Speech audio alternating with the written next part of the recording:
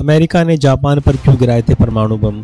भारत ने पाकिस्तान पर लगातार आग बरसाना शुरू कर दिया है। 22 अप्रैल को जम्मू कश्मीर के पहलगाम में हुए आतंकी हमले का भारत ने बदला लिया है। भारतीय सेना ने पाकिस्तान पर मिसाइल से एयर स्ट्राइक की है।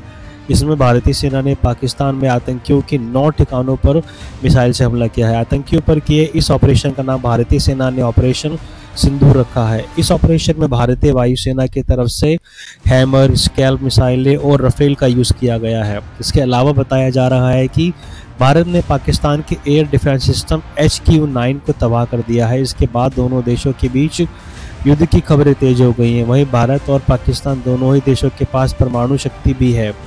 परमाणु बम दुनिया के सबसे शक्तिशाली बमों में से एक है। यह इतना खतरनाक होता है कि केवल एक परमाणु बम सैकड़ों लोगों को मार सकता है। हालांकि दुनिया में एक बार परमाणु बम गिराए जा चुके हैं। यह बस अमेरिका ने जापान पर गिराए थे। ऐसे में चलिए हम इस बारे में बताते हैं कि अमेरिका ने जापान पर क्यों गिराए थे परमाणु बम। अमेरिका ने जापान पर गिराए थे परमाणु बम। ये बात है 1945 की, जब हालात बहुत बिगड़ चुके थे।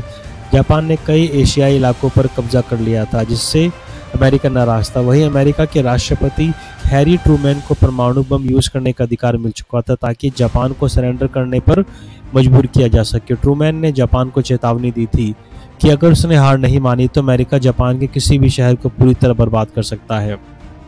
जब जापान नहीं झुका तो अमेरिका ने परमाणु बम गिराने का फैसला किया। इसके बाद जापानी सेना ने पीछे हटना शुरू कर दिया और एक हफ्ते के अंदर जापान ने अमेरिका समेत बाकी सभी मित्र देशों के सामने सरेंडर कर दिया। परमाणु बम 1945 में जापानी शहर हिरोशिमा और नागासाकी पर गिराए गए थे। 1945 के अंत तक परमाणु बमबारी ने हिरोशिमा में करीब 1,40,000 लोगों और नागासाकी में 74,000 लोग मारे गए थे। 6 अगस्त 1945 को अमेरिका ने जापान के शहर हिरोशिमा पर पहला परमाणु बम गिराया था। इसके सिर्फ 3 दिन बाद 9 अगस्त अमेरिका ने एक और बम नागासाकी पर गिराया था। इन बम धमाकों के बाद एशिया में चल रहे द्वितीय विश्व युद्ध लगभग खत्म हो गया था। अमेरिका और जापान की लड़ाई 1942 से ही अमेरिका और जापान के शहरों पर बमबारी कर रहा था।